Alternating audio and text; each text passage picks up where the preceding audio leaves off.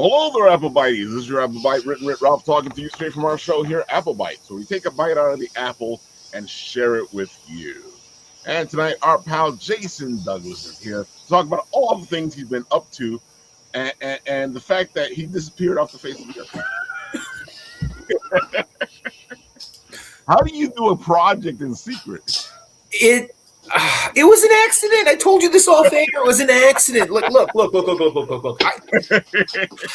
The Instagram announcement that I made, blah, blah, blah, a couple months ago, like it literally opens with, "I am so sorry, everybody." Well, okay. So I was like in this rhythm, right? Where I the process of like, if you're going to kickstart something and you go on a round of shows to promote it, whatever. And this new book that we're going to talk about tonight, like, me and my partners in it, we did it on our own, right? Like we self-funded it and self-published it. And there's big news to break tonight about where it's going to be next year, though.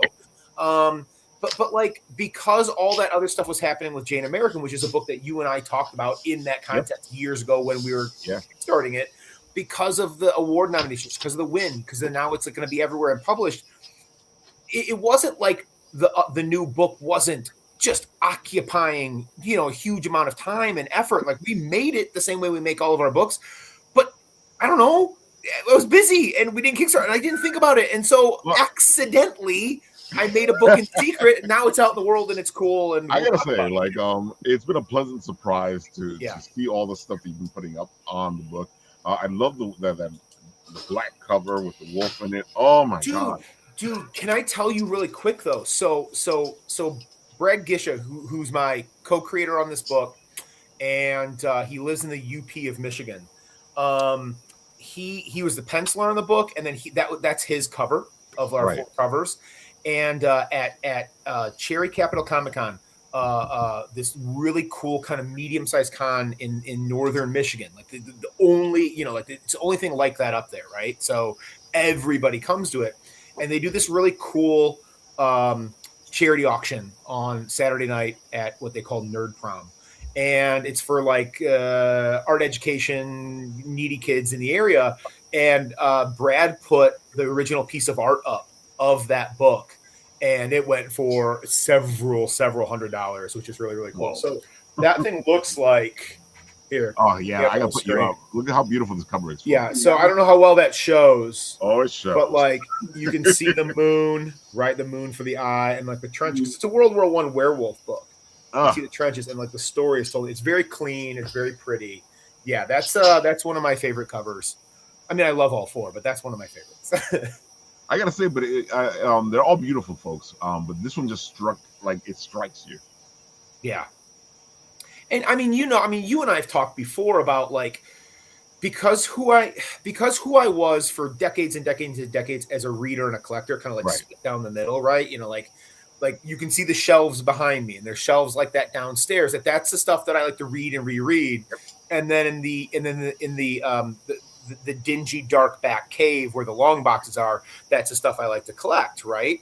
And almost the same mentality as a creator, right? So hopefully now across three projects, it's a story that you want to read and reread because of maybe the genre trappings, the comic book nerd stuff, or the deeper themes in each of those three books. But man, if I got a chance to make like 3 or 4 really cool covers because I chased that stuff in the 1990s and still today, I'm going to do that. So like, for example, for like No Man's Land, I mean, even like the standard cover, right? Yeah. Even the standard cover is very much Mignola influence, like the layered storytelling. Like the foreground is a smaller figure, then it gets bigger and bigger, river of blood and the skulls. And certainly because I'm a 90s comic book nerd, you've got to do a chromium. Oh my God, look right? at that. Which, dude, happy accident. Talk about like accidentally doing this in secret. Like the happy accident of the chromium was we didn't know that the moon and the werewolf eyes would pop the way that they did. Oh, they do. That's what the chromium does. And then I know you love your text list, but dude, happy accidents are a good thing, Jason. Not bad, right? But guys, this one's my favorite. Here's the one. This one's my favorite. So this is my Tales from the Crypt homage, right? Flashback. Is that lenticular? It looks really cool. Dude, better. So first, let me tell you this first. So Vince Locke, who's currently penciling Swamp Thing for DC, got famous on Sandman, Dead World, Cannibal Corpse covers back in the day. He painted this, right? And I was like, give me the Tales from the Crypt EC comic cover, and then Dave Lentz aged it, right? Like that fake spine bend. And then the best of all, I know this isn't going to transfer on video, but we put it through what we call a soft touch laminate. So not only does it look old, but if you touch it, it feels old. It's got that kind of that finish where, if you have an EC comic that's been sitting there for like 60 years, the covers kind of soften. Right? And they're soft to the touch, and that one does it too. So it looks old, it feels old. If I could bottle the smell, I'd be rich. The only problem with that, though, is like as soon as I send it to CGC, they're going to knock it down to a 7 because of the problem on the binding you got. They will not. That's not. It's fake. They won't. There's a 9.8 coming back my way very, very soon. I can guarantee it. Well, you know what? I can promise you it won't because. Do you remember the old remember the Jane American one shot, like before we made the graphic novel? And I did that same process. Cena Grace did the Granddad's Attic variant, which was kind of like that Tintin thing. And we did the same soft touch, and a bunch of those came back 9.8. So they won't be fooled. They've got minor competence going on over there. You'll be okay. But yeah, that one's my favorite. That one's my favorite cover because because it just brings you back. Oh, look. Oh yeah, there you go. Do you have? Hey, Jordan, do you have the Cena Grace one that we're talking about? It's like the yellow cover. This is the only one I got from you. Okay.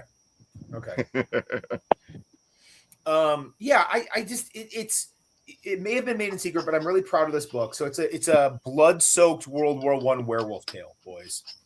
And during like the last couple months of 1918 in France, our main guy, Robert, he's broken, right? He's like an empty husk of the man that he once was. He's a shell. He's waiting to become a nameless victim of no man's land, right? Right. And then there's this, watch my fingers, a chance encounter with his long-lost childhood friends from the UP of Michigan, where Brad's from. And it brings him back for the brink, right? Like it... I don't know. It ignites a spark in him, a chance at life, a chance at long lost love, a reason to live, if you will. And at the same moment, an unnatural terror is unleashed on the trenches and the desolate land in between. And as the clock, counts down on the war, is there enough time to solve the supernatural mystery? Does he want to? Is it all his fault? It's like a character-driven, blood-soaked horror tale because it's really about the horrors of war. Right. It's about childhood trauma, its lasting effect, it's about friendship, and it's very much about betrayal. So it's going to haunt you long after you turn the last page, break your heart, chill your blood, all in equal measure.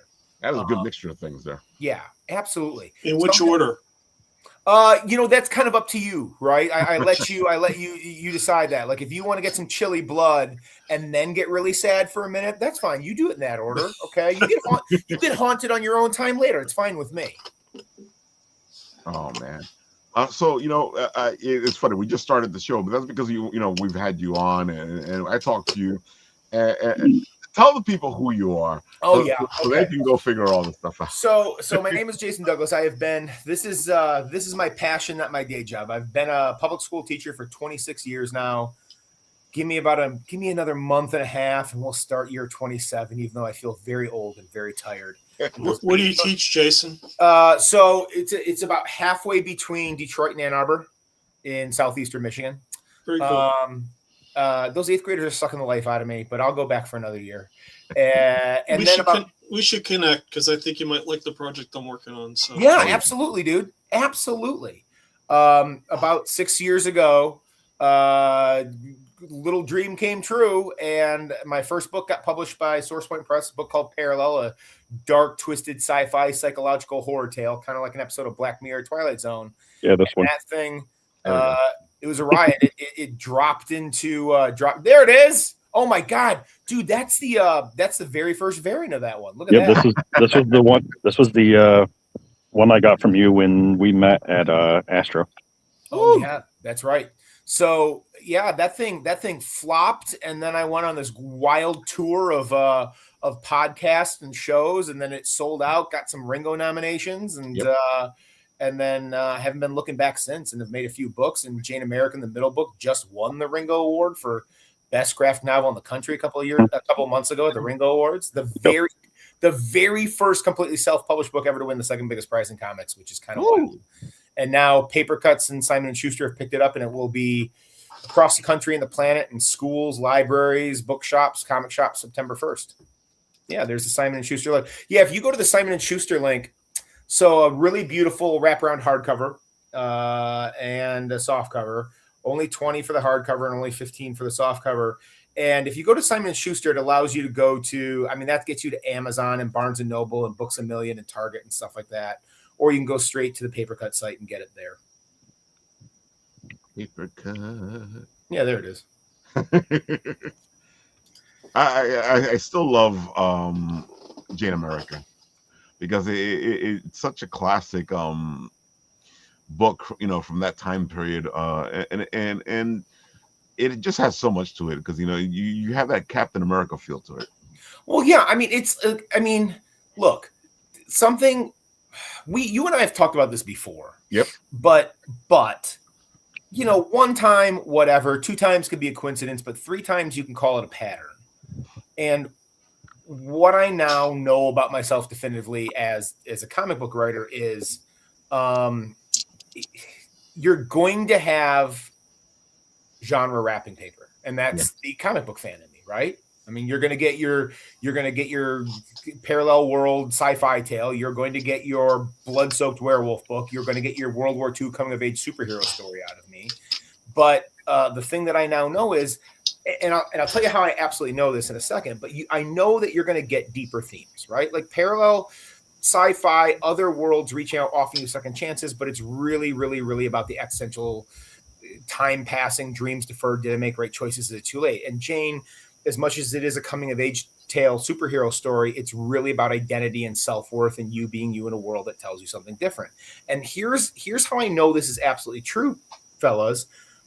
When I sat down to write No Man's Land last summer, right? I tried, and I mean I tried to write a 32-page, just straight up turn off your brain slasher piece of fiction, and I couldn't do it. And so what you've got instead is 60 pages of bloody slasher fiction that is, like I said, about the horrors of war, childhood trauma, friendship, and betrayal. So I think it's that part of me that as a fan that's been a fan of comics and a reader of comics exponentially longer than I've been a creator, I think it's that fan in me that's like, hey, I want something that I can connect to, people can connect to, and not only want to read, but probably want to reread as well. I know we talked about it before too. Yeah. That's the whole thing though. Like you have to get, no matter what kind of story you want to do, if you want to do all action or all horror, whatever, you have to get your audience to care. If you get your audience to care, it'll have just, you know, a greater impact, you know? Yeah, I completely agree. I mean, look, man, I'm an X-Men kid. It always has been. Yeah. Love X-Men, all of us. Yeah. And maybe we'll talk about this a little bit later, but like I do want to mention that I am dangerously close to a complete run of Uncanny. It was like one of those pipe dream things where it's like this is never going to happen. Never going to happen. And I am too close to quit, and yet it's very scary that it might actually get there. Anyway, one of the things about X-Men is, you know, half of every issue is to make sure that you bought the next one. Yeah.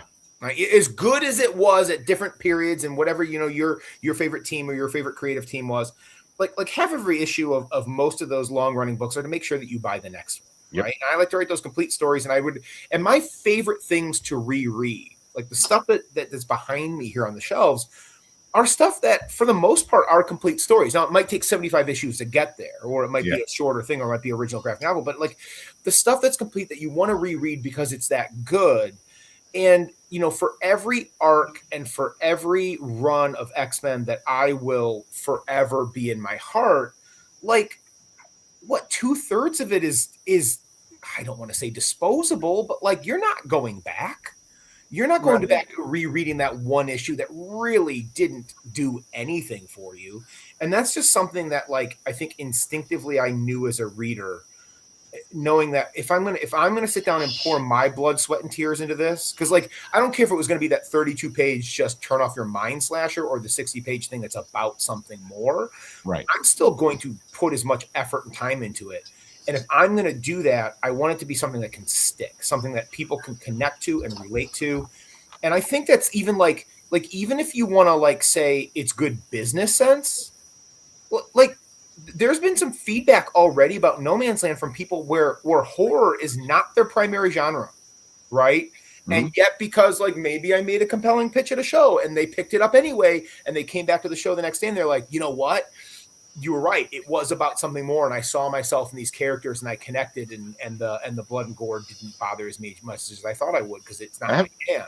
You know, I haven't read No Man's Land yet, and I got that feeling from what I've picked up. Well, pop me back up on the screen. I want to show you guys what I want to show you guys what I'm really, really proud of. So this is that thing where my favorite thing to do is to talk about like the much more talented people that I get to help me with these things.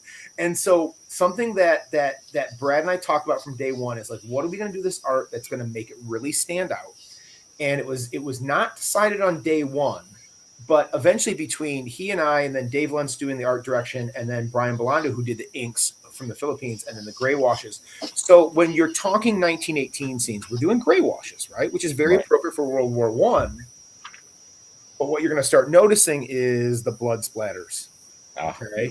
So it's like, what are that flashes of color in the most colorless war we've got is when things get nice and grisly. Okay. And when I tell you the horrors of war, I am not holding back.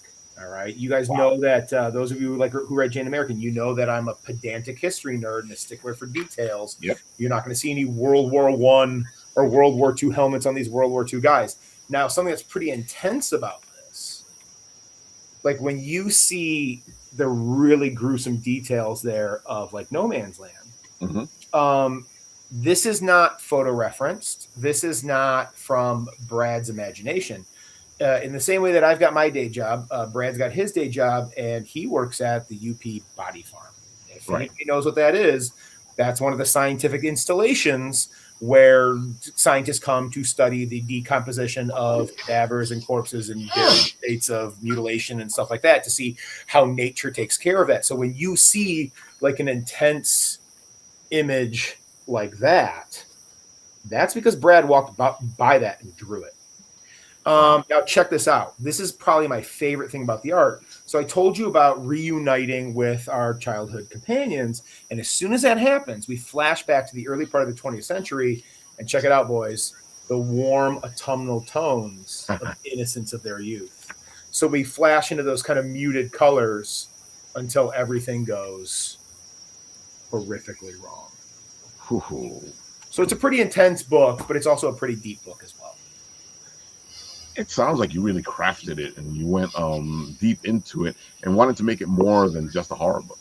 Oh yeah, for sure. I like I said, I think, I don't know. I mean, you know, my youngest of my three kids is my creepy kid, right? She's the one who brought me back to horror movies like about 10 years ago. And when we watch stuff, I'll tell you, it's the same thing that I talked to you about X-Men issues like a little bit ago. Like there is stuff that sticks with us and haunts us, and there's stuff that's very disposable and it's turn off your brain and it's like, I don't really remember the details of it, you know, same kind of thing. And I just, as a reader, because my preference is I want it to sit with me, I want to be tempted to go back and reread it and maybe find something new. I think that's the way I write as well. And that's a good thing, you know, because it gives you a different place to write from. And that's what I like about your books is it may be something that you maybe a genre that you've seen before, but it doesn't feel the same. Yeah. I don't know. I mean, it's the magic of comics, if you ask me. I mean, if you're going to be really specific, it's the magic of indie comics, where there isn't, 80 years of editorial mandate telling you what you can and can't do with a type of story or a character that you can and cannot change. But like, comics are pretty amazing because they do everything that film does and a bunch of stuff that film doesn't. They do a lot of stuff that prose does and a bunch of stuff that prose doesn't. They're very malleable. You can tell any type of story, and indie is the most malleable of the of comics. So yeah, you can tell a horror story that's actually about friendship and betrayal and childhood trauma. Sure, why not? But see, that's the good stuff. That's the ones that you really like. Like if it's just a horror story, it's just a horror story. But if the horror story had something else in it that kind of helps you remember everything, or there was some meat to that story, which, I feel like these days you don't really find too much, meat in your stories. Yeah. Usually like Well, I don't know if you remember. I don't know if you remember way back when we were just. I think we were maybe the first time I was on the show, and we were talking about parallel only. I remember we were talking about like feedback that I had gotten, Right? And because like there's a pretty positive mental health message in that book, even when it gets really, really psychologically dark and dangerous. Yeah. And like I had just started to get feedback from readers about, hey, I read this and I connected with it and I felt less alone. Okay. On the surface, that book is just, it's a parallel version of you reaching out, offering a second chance at a dream you thought was gone forever. And yet down beneath its surface, it's really about that existential dread that we all go through, whether you call it your quarter life crisis or it's your midlife crisis or whatever it is that tends to be isolating for you. And yet everybody has their version of it when they think time is passing and I haven't done what I needed to do. And is it too late? And there were people that were like connecting to that and feeling a little bit less alone and feeling a little bit more, okay, maybe it's my turn to try something. Like, holy crap, that's, somebody likes your comic, somebody brings your comic to a convention to have you sign it. Like, that's a wonderful compliment. And they're like, oh, this is really cool. But like, they're like, hey, I connected with it like on a deep, human level. Right. There is no greater compliment. Yeah. I completely agree with you. And those are the stories that you remember. Those are the stories that stick with you. Like you were saying, you have this X-Men run, and what's the stories that stick with you are the ones that actually made something out of the whole issue. Yeah. And those are the ones you go back to read. The stuff that you remember like fondly is like when they take a little break and they just play a baseball game or they just eat like a Thanksgiving dinner, little things like that. And these some of the great. I mean, like Days of Future Past. As much as it's like hell, it's 2 issues only, and that's it. And it's great. And one of those man kills. It's one book. It's right. This is the stuff that you remember. Well, it's fun. It's funny the whole because like Claremont was the one who really.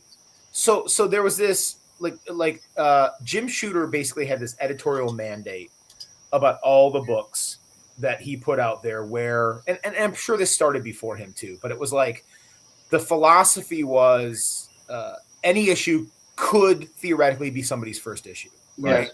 So you've got to reintroduce. Now, you got to reintroduce characters, you got to reintroduce their motivation, you got to reintroduce their powers every single issue. Now, when you're a monthly reader and you're deep inside that character, or, oh my, God forbid, you're reading it in trade paperback format, like that can get really redundant and annoying really fast, right? And Frank Miller did a good job of it, but Claremont, I think, was the master because what he would do is it'd be a Danger Room cold open, or it would be a basketball or a baseball game cold open, and everybody's using their powers instead of just having that clunky, dialogue where they're like, thank goodness I've got metal claws because now, right? And instead, you see him pop his claws and he cheats during the basketball game or the baseball game or whatever, or they're practicing their fastball special in the Danger Room and it's like displayed and it's a bit more show don't tell, which is brilliant. But at the same time, I agree with you because it's like those a lot of times were the moments that you remember, right? Yep.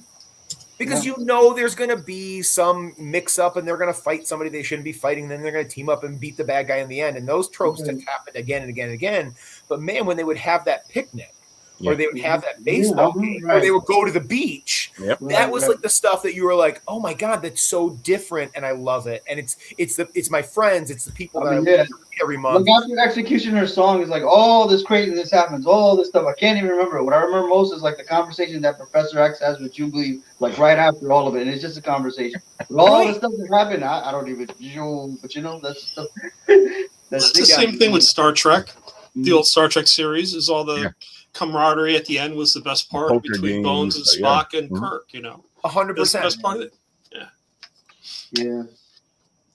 Like X-Men, like especially Claremont and Peter David is really good at this. You can pick up any Peter David comic in the middle of the run, the beginning, the end, whatever. You will feel like you have a complete story. You're fine. He was really. I just posted today on my Instagram on my stories. It's amazing. There's incredible. I just finished the Peter David Omnibus Volume 4 of X Factor. This is just amazing. And I feel like that's why X-Men 97 does well too, because they show those little bits and pieces that Claremont showed when he was doing the original story. Right. You get to see them playing, you get to see them doing things as a family, and you know, and that gives you that family feel, because they want you to believe it's a family, but at the same time, you know, there's books that never give you that, you know, that moment of family that you need to see. Yeah, I mean, he hit that stride in the. I mean, you know, he started mid and late 70s, but he really hit that stride like in the 80s. Oh, definitely. And then as soon as you bring New Mutants into it, like the whole vibe at the school, and they are teenagers, they're going through it in the same kind of thing. I know everybody's biased, like, if we're going to talk about comics in general, but if you're going to talk about like the X universe specifically, it's always going to be, you know, your team is your formative team, like the best. It's the same thing that people talk about with Saturday Night Live, right? Like your cast is the one probably at a certain age, right? That was really formative for you. And everybody's favorite X-Men lineup is probably whatever from your certain formative age when you were younger or whatever. But that 17-year run that he did is just, I don't know. It's up there as one of those big accomplishments in the history of comics, if you ask me. Yeah, and that's why Claremont has that respected thing, and it's also funny because they're always coming back to his stories. They're always coming back, and the movies are telling his stories. The cartoons for sure, are his stories, and you sit there going, and then other people get upset. I'm like, well, that's because those are the stories. It's a lot of good stuff in there. Right? Not only that, he's a really nice guy. Yeah. It's just like if you see any Fantastic Four cartoon, it's the same exact stories every single time. It's the same. They're always the same, but it's because the material is so great, it still holds up. Yeah. I mean, there's things you have to update, you know, so kids can get it, you know, throw a smartphone in there, whatever. But the stories themselves, they still hold up. I completely agree. Yeah. You know, you can tell we're old geeks here. What do you want? Yeah. But I feel like you're able to put that into your books, Jason. You know, you bring that in. You have this feeling of, well, this is happening, but at the same, like what you're talking about now with No Man's Land, you got this whole friendship, this whole thing. Yeah. There's all this other bits and pieces. Yeah. Well, I mean, part of that, like, okay, I think there's really two or three things that are really going on every time I sit down to write. And I'm going to talk about this fairly specifically because, like, I was writing today, and partly what you've got is 30 plus years of fandom, right? And just consuming comics across those decades, right? And that's in your brain and that's in your blood then when you're going to create, right? I think that instinctively helps me, like, even early on, like even when I was writing Parallel, right? The very first comic script I ever wrote, my gut knew that this thing that you need to see needed to be on a turn as opposed to a facing page, right? Because of 30 years or 40 years of just knowing that you save that moment for a turn, right? Or almost instinctively knowing that panel needs to be larger, that needs to be like a half-page splash, because your reader needs to slow down at that point. The story needs to breathe and take a beat right there. So that's always going on when I write. But also think about like my day job for the last almost 30 years now has been as a teacher, and for the last 13 years as like an English teacher, and how many papers I read and how many papers I edit and how many, like, my job is making sure that young people can understand the literature in front of them and things like that. And so there's like a almost like an instinctive communication thing where, no, that if I write it this way, it's not going to work. It's not going to land. It might be clear in my head, but it's not going to be clear on the page. Right. So there's that. And all that's always going on in my head at the same time, trying to make it, legible. Right. Cause that's the thing, right? That's the thing. This is a very teacher thing I'm going to say to you guys. So there's this hierarchy that's talked about in education about the levels of learning, right? And like you hear something and you retain it at this level, you see it, you retain it at this level, you write it down, it locks in more. It's one of these hierarchies. And the absolute pinnacle, the highest level of learning, is when you can take something that you completely understand your head. That is it. Mastery is when you can teach it to somebody else who doesn't. Okay. Right. So like it's that thing where I think a lot of times like a creator will see it so clear in their head, but that does not mean it's going to translate on the page to some other reader. Like you need to like the complete mastery in teaching, complete mastery in storytelling is when something that you see so beautifully clearly in your head is just as easily decipherable from somebody who's never seen it before. Yeah, I completely agree, and that's what they usually say. And if you can explain things to a kid, you know, you've mastered what you've learned. Yeah, I mean that's I think that has been one of my. I was telling you about like the feedback that really warmed my heart about Parallel. The most recent kind of like, oh, that made me feel pretty good. Feedback about Jane American was not winning best graphic novel in the country, was not getting picked up by a national publisher. It was literally when 8th graders this year who found the book before my self-published copies were gone and read it and said, oh, we get it. Like you've got the skeleton key. Yep. It's like we read The Outsiders, 4th marking period, and that's the book that the kids connect to the most because it's, you know, Essie Hinton was 15 when she wrote the first draft of The Outsiders, right? And her narrator is a 14-year-old boy. Like they get it. Because they can smell a middle-aged white dude writing teenage characters from like 10 miles away, and they rebel immediately because like this is BS. This is not how we talk. This is not it at all. And a lot of them read Jane American and said, oh, well, you know, because we had that discussion, like can you tell she's a teenager when she's writing? Like, yeah, because it, you know, I know it's like, you know, 50 some years old, but she speaks like us, and this is how teenagers think.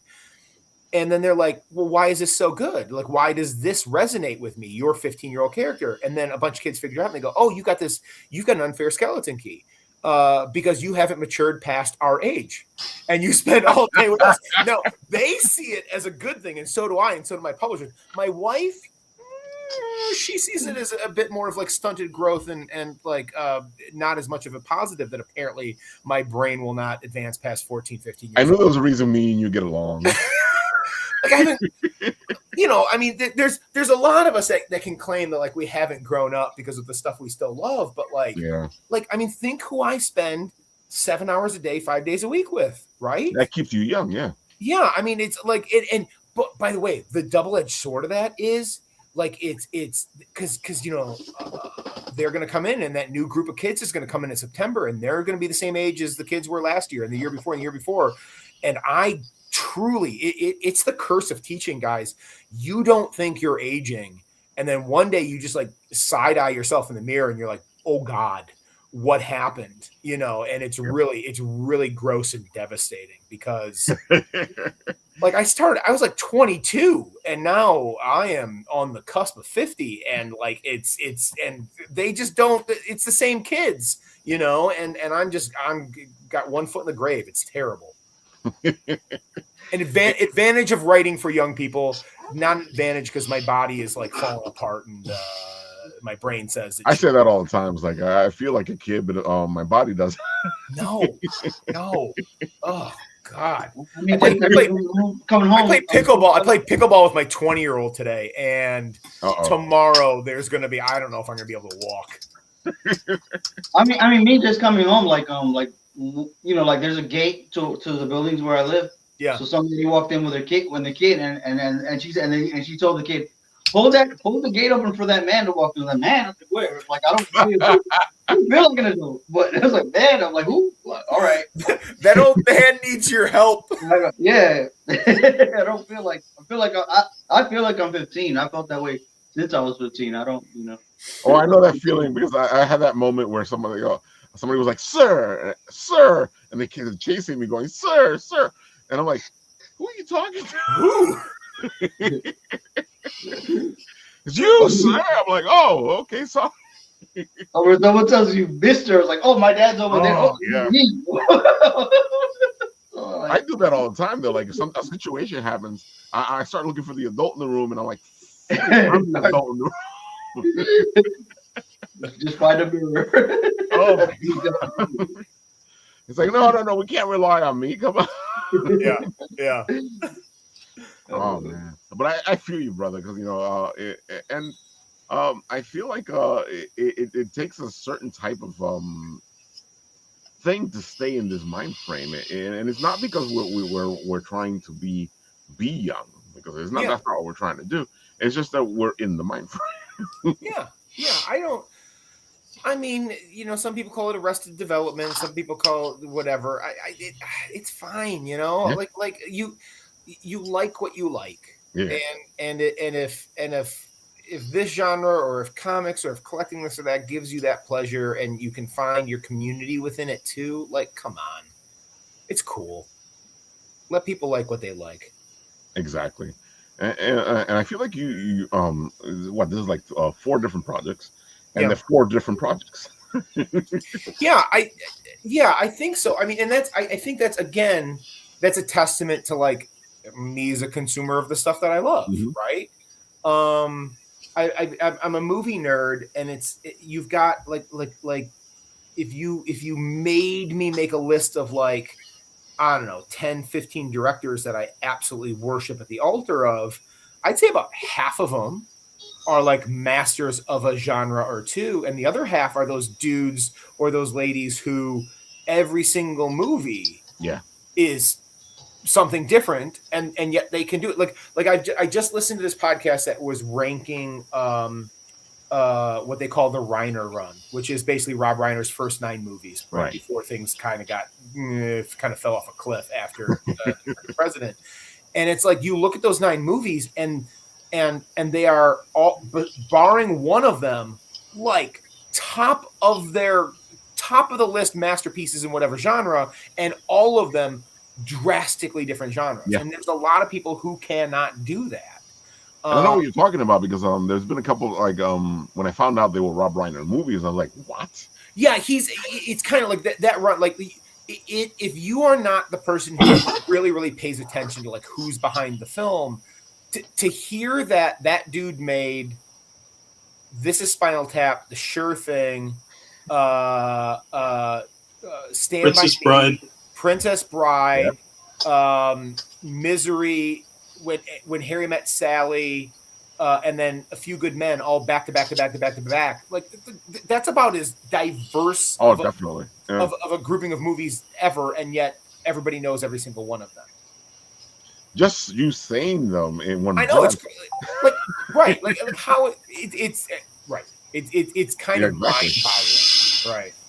I completely agree, but I like that. I like when people are able to. But what I love is, I mean, I've said this to people before about music. If you listen to an artist, you can hear their thread through all their music, because they have a thread, and they go, "What are you talking about?" I'm like, it's the same thing with all creative people. When they weave their stuff, there's a thread that goes through everything. You can see their essence attached to it, and that's always a good thing, because it showcases that they're doing a new thing, but you can still see them in it. Yeah, absolutely. And I feel like with your stuff, that's exactly it. You can still see Jason as you go through all your projects. Yeah, I hope that's true. I really do. I mean, I know that there's a lot of me in each one. I mean, that first book was me exercising my own midlife crisis, personal dreams of time passing and dreams deferred, right? And I put it into a character, like half my age or whatever. And obviously, Jane American is such a deep personal story, because it's named after, inspired by my late grandmother.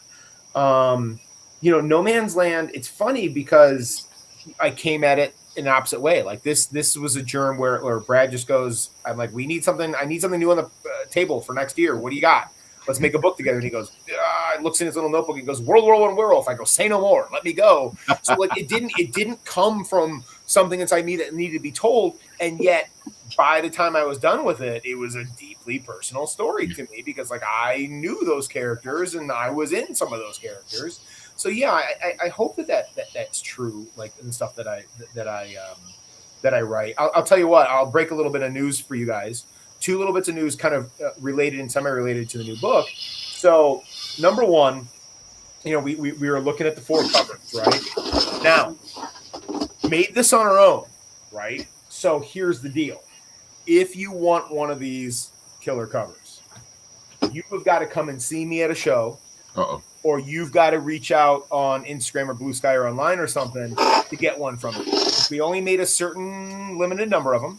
And as soon as they're gone because I can't say the name yet because the ink isn't quite dry, but a national comic publisher has picked this up, and this will be it'll be in Lunar early next year. Covers will be a little bit different. So these will be very much exclusive to this run, right? But I love that.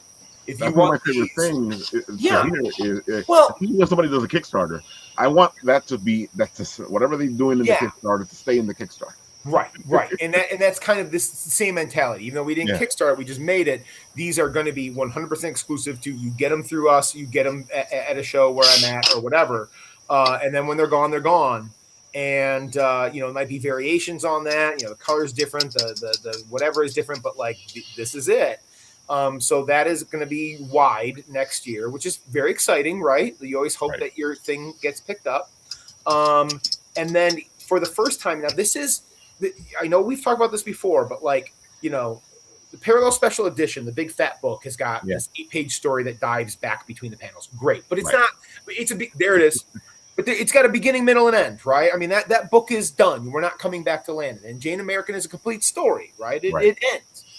No Man's Land, same thing. Okay, complete story. You're not chasing issue 2, and yet what I'm writing at a computer right there behind is an issue 2. But this is going to be the first book in a series. The difference is it's not continuing characters, but thematically, new war and a new monster. So what's being worked on? What I typed a couple pages of today. Are you guys ready? Go for Korean War vampires. Coming.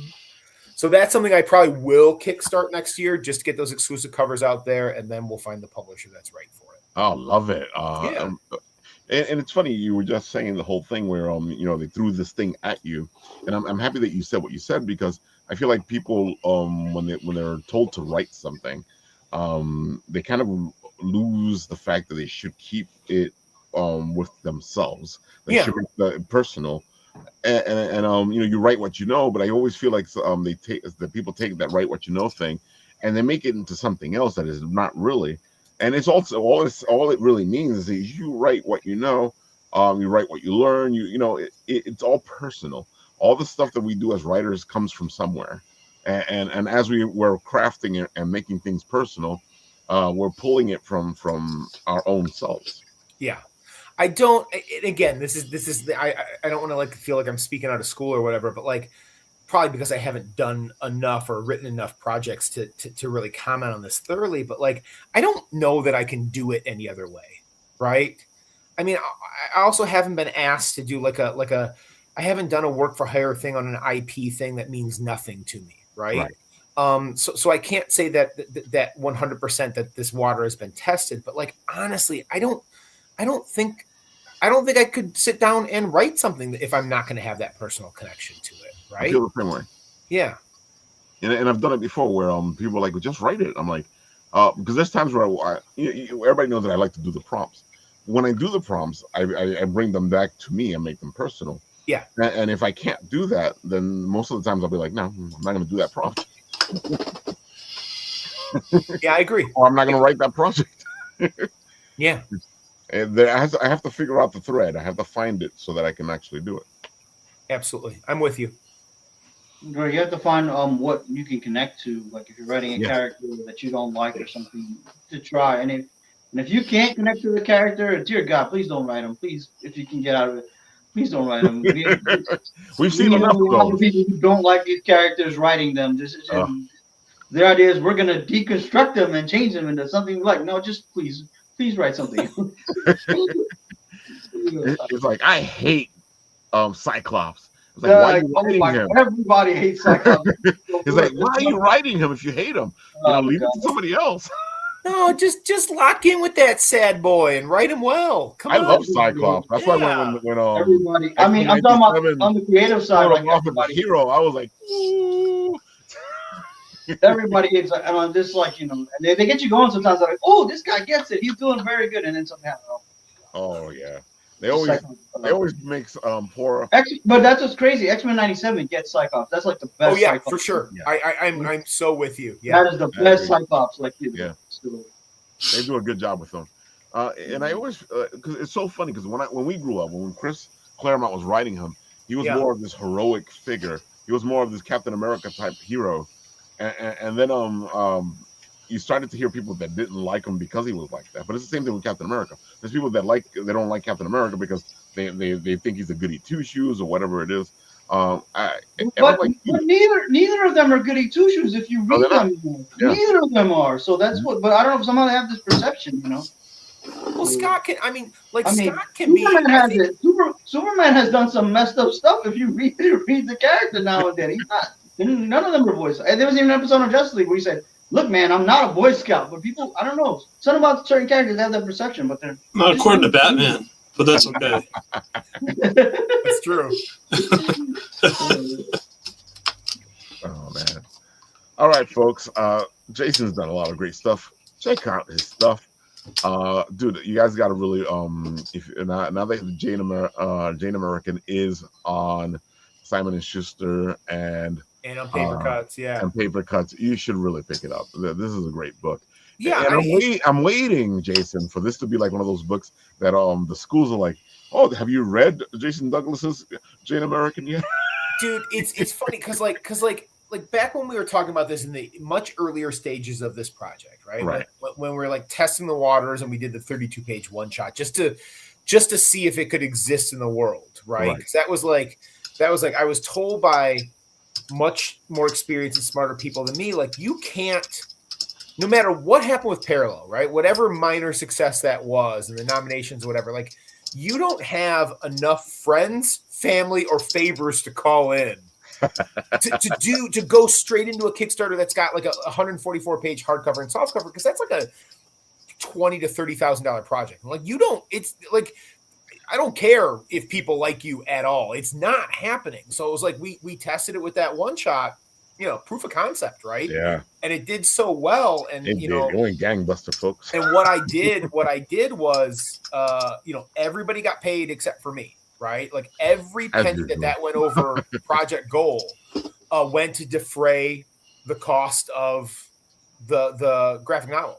to make sure that it would exist in the world. So I mean, like what you and I used to talk about with that project was the immediate goal was I had a promise to fulfill to my grandparents because it was dedicated to them. It was inspired by them. My late grandfather was my research wingman on the beginning of that book before he passed away at age 99. Like it was so personal. Right, that it had to exist in the world. And even though I knew that the other goal, the equal goal, was as many people to get this book with a message that you need to be reading today in their hands, right? We call it an all ages book, and that's one of the reasons why people wanted it. But all ages tends to skew younger. When we say all ages, I'm talking 9 to 90, like legit, like no joke. Like this is like you need to buy a copy of this for your mom today. Yeah. Okay. Now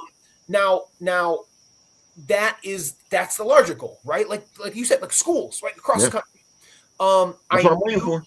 I knew I was shooting myself in the foot by self-publishing it, right? Because like the book publishers, I'm not talking about a mid-tier comic publisher. I'm talking about book publishers won't touch you with a 10,000-foot pole once it's self-published. And that always bugs me out, but you see it a lot, and that's why they tell you don't self-publish. I'm like, right, like you've got to. I mean, the rule is you've got to get a literary agent, you got to get a lit agent, and then you spend a year to 3 years with a pitch, not a book, a pitch that your lit agent takes to the big houses, and they consider, and it goes through their process and whatever, and usually nothing happens. Yep. And I knew I couldn't do that because I had that promise to keep, and then. Very much just like everything that's kind of happened in my career, this very atypical thing happened, this thing that goes against the grain of everything that you're told is how comics work. Mm-hmm. And even though it was self-published, it caught on to the degree that it did at shows and at cons and on shows like yours. And it sold well enough and got into the right hands, and it got those Ringo nominations, and then it won. It's a self-published book. It beat Scholastic books. You know what I mean? And the executives and publisher of Paper Cuts were at the award show and saw my speech. Nice. And like they came to me and I was like, but I don't have a lit agent. They're like, well, we're calling you, so you don't need one. You know, like we made the rules, we can make our own rules. Exactly. And suddenly now that second part of the dream is like about to come true. I was at ALA, American Library Association conference in Chicago, not this past weekend, but the weekend before. And basically just talking to librarians about the book, right? Yeah. And handing out enamel pins and little cards about how they can pre-order. So what I am told by the powers that be, that like pre-orders are the key, right? They are. You go to Simon & Schuster, you go to Paper Cuts, you pre-order a copy. It'll be in your mailbox on September 1st. Ooh, and yeah. Out of the school year. Right. Perfect. Right. And then all fall, I'm doing a crazy book tour where I've got I've got four big conventions, Barnes and Noble signings, Schuler's book signings, Nice.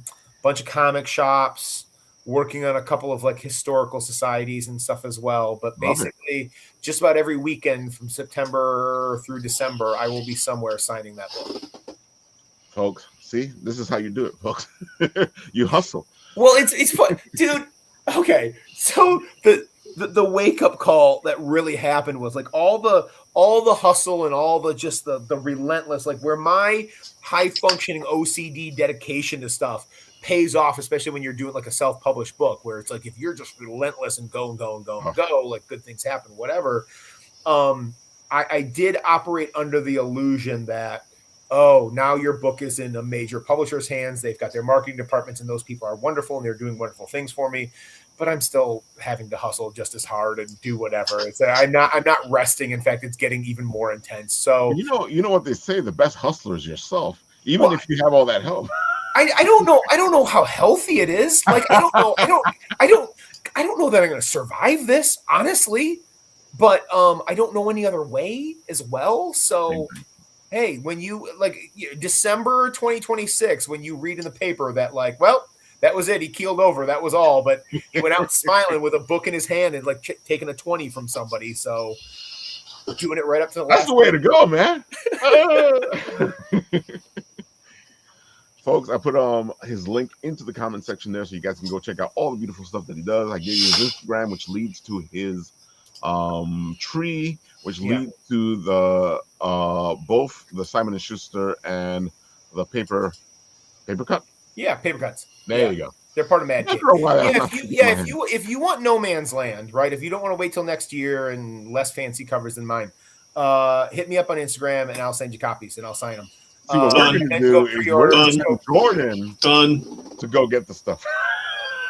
Yeah. Done. We got Jordan. And Jordan, you've heard me pitch at shows. Oh yeah. So like it's like a half joke, right? Like I spent the day with you at your table. Yeah, you've held. Yeah, Jordan, make sure I get a bathroom break. Jordan, do you know what happened the last time you spelled my table for a bathroom? Did I tell you what happened?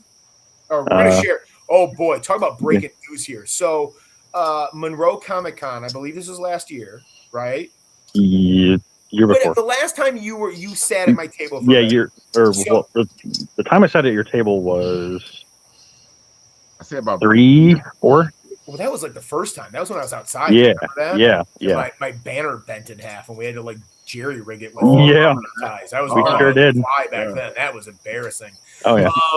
So Jordan's like in the bathroom. I haven't gone to the bathroom all day, and I go in there, and guys, swear to God, I'm next in line for the urinal, and I step up, and Sergeant Slaughter himself elbows me out of the way. Almost knocks me down, cuts in front of me so he can pee before me. It was a brutal moment of like your youth, like you're going, wow, and hey, what? All at the same time. It was like wonderful, and I was very disillusioned in the same moment. Well, you gotta pee. Sergeant Slaughter takes priority over you. Yeah. And he's such a nice guy, the Sarge. Not when he's got to go. Hey, that's what I'm saying. When you got to, it was a legit elbow. It was like right in the chest. Oh my God! Go see the Sarge at one of these events. Yeah, but like if you want, but like Jordan's heard me pitch before, and I make the half joke that hey, I'm a public school teacher. I can cut you a deal. I make $15 a year. Yeah, and everybody laughs, and I go, well, you're laughing, but I'm crying on the inside because it's really true. But you want all 4 of those really cool covers before they're gone, because that text list that you love is going to go, and the EC homage variant is going to go, because I printed a lot less of those. But anyway, if you wanted all 4, I'm doing a bundle, right? I'm knocking $30 off of that, and I'll take care of shipping on that. So yeah, I just want people that's the thing, right? Like the fan in me comes first, and because it's not my primary occupation, because it's not my primary source of income, this is my passion, right? I want other people to enjoy my books too. That's why I was so happy at the price point for the hardcover and the softcover of Jane through Paper Cuts and Simon & Schuster. Yeah. It's the hardcover. It's a wraparound hardcover. It's $20, and the softcover is $15. Come on, go get one for your mom. Go get one for yourself. Go put it in. Go buy one for your school. Start gifting it out, people. Yeah, for sure. Oh man, folks, go check them out. You said your next convention is where? Yeah, I'm in Cap City Comic Con, which is in Lansing, Michigan, this coming weekend, actually. Yeah, so the 10th, 11th, and 12th. Then I'm gonna write that other book, and I'm gonna lock down for the rest of July to do that, and then basically starting last week of August, first week of September, it's a whirlwind of events through December for me. Yeah, it's a good thing you got this little one, I guess, break. let's do quotation. Yeah, break until after tutoring tomorrow, and I'm sitting there going like this at the computer going, oh, I don't want to do narration on this page, but I have to. Oh, it's been eating me alive today, boys. Oh, I don't even want to talk about it's not writer's block, it's just writer's frustration. Ooh. Oh, we know writer's frustration. Oh, God. Oh, my God. We're just going to send Jordan to get the stuff from you. Yeah. All right, Paul, tell the people all the good stuff. Let them know what you do. Give them the spiel. Well, I can't believe that I'm now a week out of launching Kickstarter on Monday the 13th for our new comic. That's not time. That's the first issue. No, this is Flying into the Corona Storm. So this is episode 2 of Time Enforcers. And Time Enforcers is a video game, but now it's developing into a comic book that makes learning history fun. I'm really excited. It's come along great. I'm either going to like or you're going to hate the promo video I'm doing for Kickstarter. I'm very close to getting it done. But I had a lot of fun making it. It's not your typical Kickstarter video. It combines a newsreel format from the 30s and 40s, along with me narrating my professor. Professor Hoggins is in it, but the guy with the ascot. So I'm kind of fun with that. It should be good. And so I'm going to get that Kickstarter wrapped up, and then I got to build the tier page. But we're really excited because I've added new tiers to this. We had developed some patriotic 2026 250th anniversary stickers for the 4th of July. So that's going to actually be our $5 tier. So anyone that contributes $5 or more to the Kickstarter will be getting these stickers, and they're a lot of fun. They feature Benjamin Banneker, Amelia Earhart, and Ben Franklin. So they look great. They're fun. They got a great message. They all have inspirational, little taglines on the sticker themselves. So it's really, I'm looking forward to having that as a tier. We also have 5 variant covers that we're doing for the Kickstarter. We've got Keith Williams signed on. We have Will Torres signed on. We have Angel, Son of Saint Lopez signed on. We have Chris Mad signed on, and then we have Angelo Concepcion III signed on. And I have to say, they're all killer. And I figured out how to make this exclusive for Kickstarter, so they're going to be all version covers. So any variant cover you get will not have any Kickstarter branding on it, because I plan on selling these in stores after the Kickstarter. Those will have Time Enforcer logos on it. So pretty excited about that. And so we'll be offering those as an option. We got a ton of stretch goals going on. I'm just trying to figure out what I can give away that won't break the bank on me, but I just love getting people involved with this. So I've got some pins, I've got some digital stickers, I've got some prints. This book pays a lot of homage to what I had growing up as a kid and an adult through comic books and movies. And so if you join our Discord channel, we actually have an Easter egg hunt that'll launch after the issue launches in September, and so you can try and figure out how many Easter eggs actually plugged into this book, which should be good. And on the cover alone, there's probably about 3. Just to let you know. Anyway, Time Forces is just it's inspiration that came to me during COVID. I just saw what was happening to kids and educators in trying to learn in the virtual environment, and I wanted to make something better. That's why it started out as a video game, and the game is available on the app stores. Episode 1, Time Out of Time in feudal Japan. You can play it in the Mac, PC, iOS, and Android.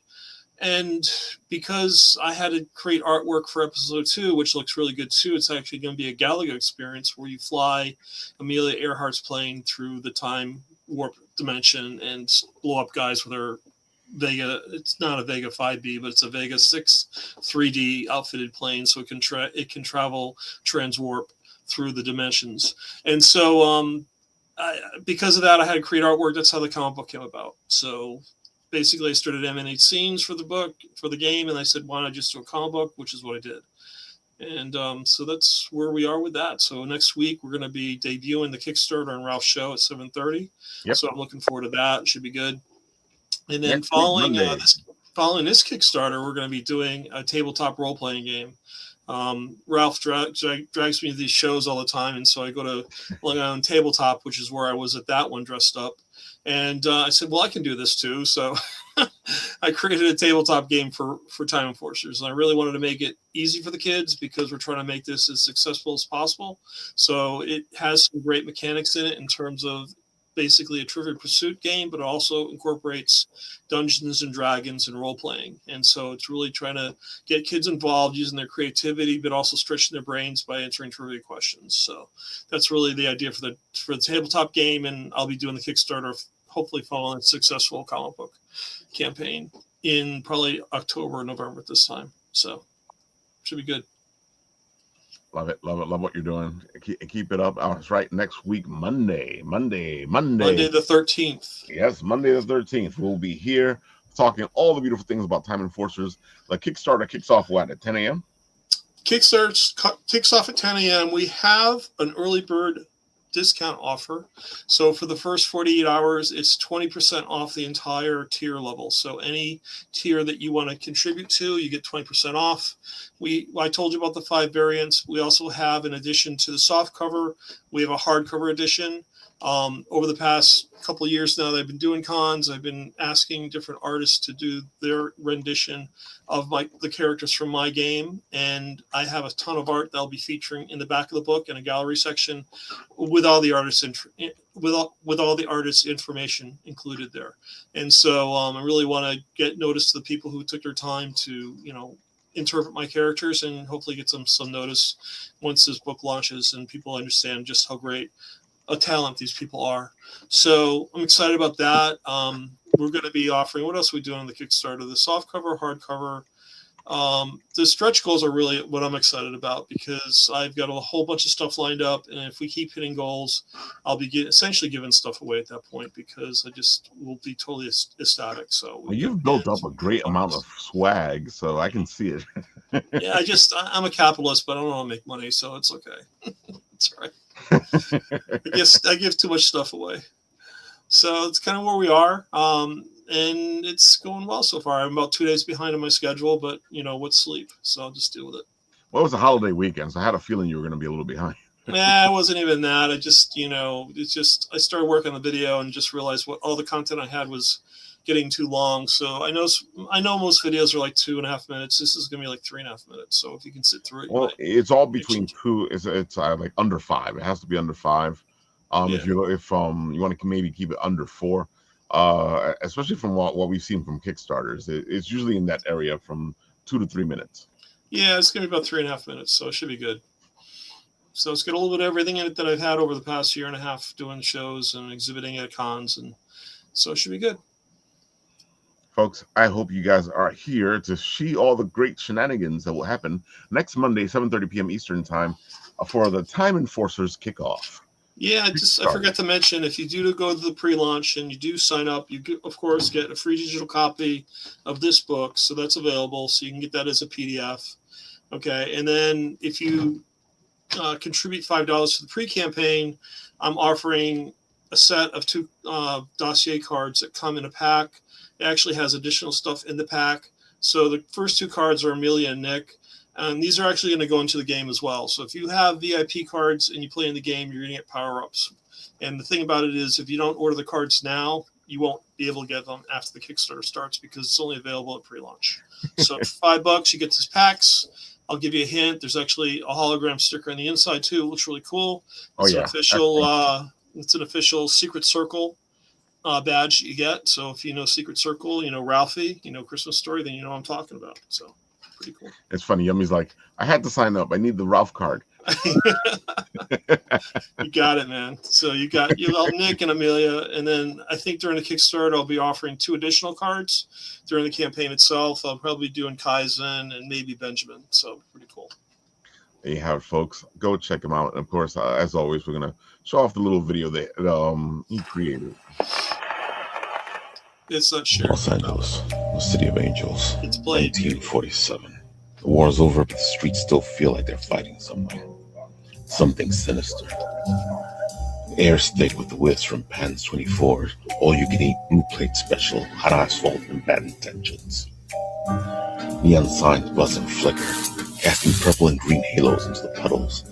Ripples that shift the wrong way, like the streets casting reflections of someone or something that should not belong here.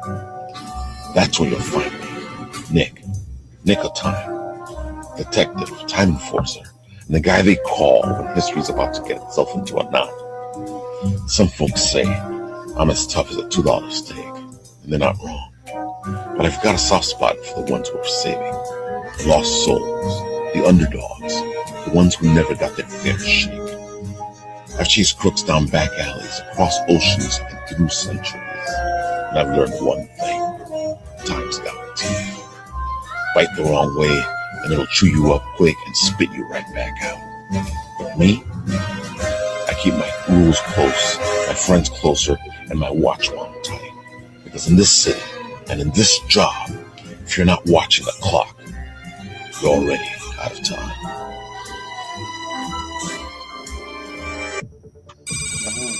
I'm still amazed at the whole thing. How'd you get Nicolas Cage to reprises of Spider-Man? Well, great job, Rob. Yeah. Yeah, the other big news is I have this whole program for the education framework that I developed. It's called History All Around Us. I actually just got it registered as a trademark, so I'm pretty excited about that. Oh, that nice. Yeah, so it came through last week. So that was good news. So all the stuff that I'm doing that is associated with education, and of course, everything that I'm doing is going into the framework. So not to get overly technical, but you have this thing called Universal Design for Learning, where you get kids of diverse abilities. They're able to interact with the content. And so the graphic novel, the tabletop role-playing game, the video game, but also the education aspects behind it as well, are all built on that Universal Design UDL for Learning framework. And so we have a whole system set up where we have journals for kids to write in daily. We have provide them the ability to actually choose the subject they want to learn with student agencies. So if you're going to be learning about feudal Japan, you'll be able to choose the person, place, or thing you want to investigate. And then you go and you do the research. And then once you get the research done, you come back together, you meet with your teammates, and you pull a presentation together. And the whole point is I really want kids to be able to say, yes, I can do presentations without feeling like I have to die. So it's really, it's breaking down barriers and let them know that it's just practice. And you're going to stumble, you're going to fall, whatever. As long as you get back up and keep going, then you're just going to get better no matter what you do with it. So that's going to be the fun part. It's going to be a blast. Folks, join us next week and learn more and see all the good stuff that Paul's put into all this. Yeah, I'm trying to get all the tier levels together so I can start displaying the great artwork, because I can't wait to see what you do with the variant video. covers are amazing, man. It's just really cool. Yeah, I mean, Angelo, Son of Saint was amazing. I mean, his stuff's just incredible. Angelo did a cover that was really awesome. And then Will Torres just showed me the cover he finished. Oh, so you finally showed it to you? Did you see it yet? No. I was going to share it with you, but I'll hold off. I'm going to make you Oh, wait. fine. Be like, all I'll right. make you wait like everybody else. I thought I got I'll send you after the call. Don't Oh, worry. okay, that was better. I was gonna say I thought I had the info, the 911. Jordan, got it, man. it's Don't worry great about to it. see you join us. Tell the people who you are, what you do, as I put your link on the thing, because I know you got your own channel. Yeah, well, you know. So, yeah, I've been a part of this whole Bitten Apple stuff for 3 years. I mean, I don't do much of anything, man. Well, you got busy, so you know. Yeah. But I see Jason. You got to go. One last time, tell the people where they can find you. That way, they can go check you out. Yeah. Well, just look me up online. Find me on Instagram at jdouglaswrites or on Blue Sky or the link tree that we put in there, and you can find me. And if you want No Man's Land, hit me up online or come and see a show. And if you want Jane American, just go pre-order it from Paper Cuts or Simon & Schuster and help support me get those pre-orders up so they'll let me make another one. Oh, Yeah. that sounds good to me. That sounds really good to me. Oh, If not, you can get Jordan to get your stuff. Yeah, absolutely. Absolutely. 2 months away. Coming on, it's always a pleasure. Thanks, fellas. I appreciate the time. This was a lot of fun. Yep. All right, Jordan. I think you got one more thing over here that you sent me. Yeah, I've done a Dude, few it's of so these. funny. How do you? It's like you plan it. Like every time you're here, these guys are either in the Kickstarter or they're about to start. Yeah, so they haven't given away like any details on what this is yet. Mm-hmm. They're supposed to reveal it at, I think, SDCC in a couple weeks. Oh, that's not that far away. People are thinking it might be a fighting game. People are thinking it might be more of the graphic novel. We're not quite sure. So should be interesting, whatever it is, because I do enjoy the graphic novel that they have. Oh yeah, they do good work, and if they do have a fighting game, that would be really interesting. Yeah. Oh my god, folks, go check them out. As always, Mr. Tony, what do you got? Well, the summer anime started, which means I just reviewed like a whole bunch of spring anime. Some of them are short, a few of them are long, so they're up on Bitten Apple's page. So like there's like 7 or 8 shows or 9, I don't know, there's a lot. But but I reviewed what can I Dorohedoro, Dr. Stone, there's a lot of them. Snowball Earth, there's quite a few.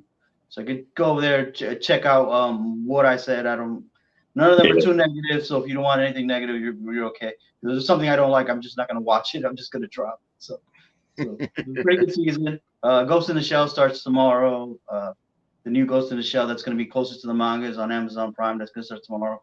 Excited about that and whatever else is coming this season. So and don't watch Fist of the North Star in English. Oh my gosh! They use this English voice actor on City of the Fatal Wolves. Fury. Yeah, it's the same guy. Yeah, Amazon Prime has the worst dubs. If they're not using if they're not using AI, they're using actors that they just followed off the street. I mean, the only defense I can even think of Kenshiro is maybe they got him because they need somebody who can go what the. He can do that. He can't do dialogue. So exactly. There's only one anime that works in English, and that's Afro Samurai. The Samuel Jackson, yeah. That's a good one, and it's like 6 episodes, right? Or did it have a continuation? Yeah. Part 2, yeah. Part 2 was good, also. Yeah, it was a good one. Samuel Jackson, that was a good one. And then they even made a game out of it back on 360 and PS3. It looks good too. Yeah. I never played the game. But... I haven't either. I just know it was a thing. Oh my god, folks. I hope that you guys had fun. As always, we are having a blast here, showing off all the stuff. Oh, wait, before I forget. And I was going to forget. Of course, you need to pick up your Apple Cow from our pals at Alpacasu's. Because she has an Apple Cow and the rest of the little sprout cows. And she's doing really well, actually. She's at 34,844. She has 2 more stretch goals to go. I think one of them is at 40,000 and the other one's at 45,000. And dude, you got to see these things. They look cute as heck. They look cute. Usually we see her at Anime NYC, but I think this year we will be seeing her only at NYCC. So go check that out. And of course, our pal has his Omni Must Be Destroyed going on, and he needs a little bit of help. He's at 1,255. He needs to get to 4,000. There's 8 days to go. Ooh, excuse me. You should be able to get there if we help them out. Come on, and I'm gonna let the video talk for itself.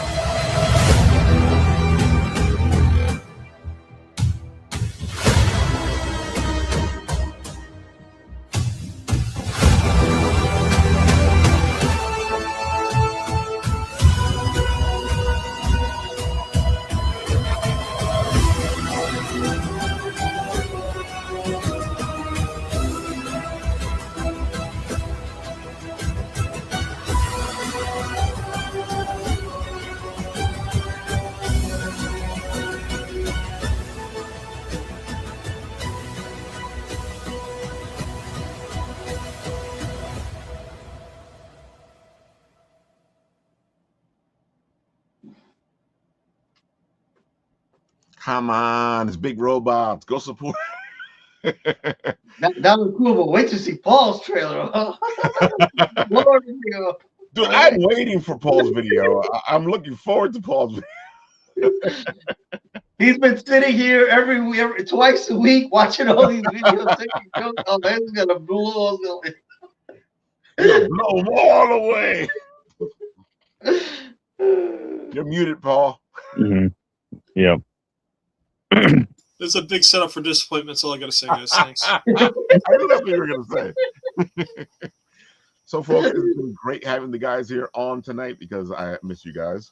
Yeah, of course. You know, these are all the Apple Bites. I mean, Apple Teenies. Yeah, they're Apple Teenies because you guys are Apple Bites. And of course, we're going to send Jordan out to talk to Jason when he's doing his thing, and to get us our book. Yep. Folks, follow us all. We got a lot of things happening. I think the next thing we're going to be doing is next week on the 18th in Industry City.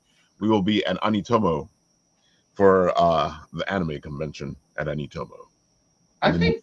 Oh no! Darn it! Every time, man. Every time you come, I know it came out. This is like right up your alley, Tony. But you're usually busy. I mean, I have plans that weekend. Maybe I get out of it. But every time I can't make it, I'm like, oh, I think I can. Nope, I just remember.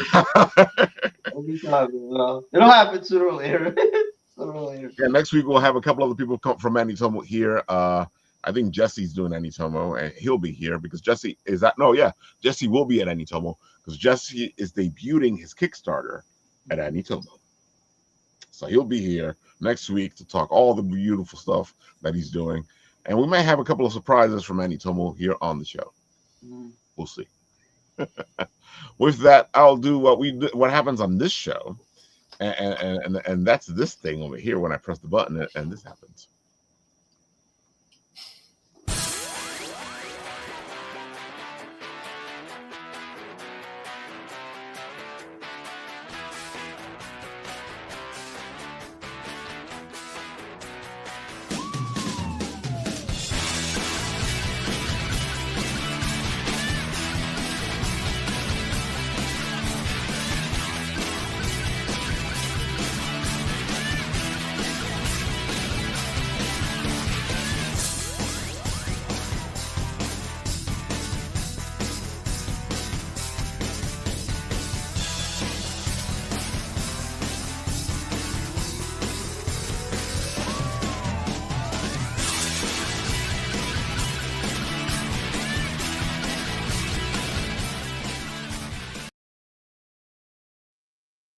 You heard yummy. These are the best apples bouncing around in your TV.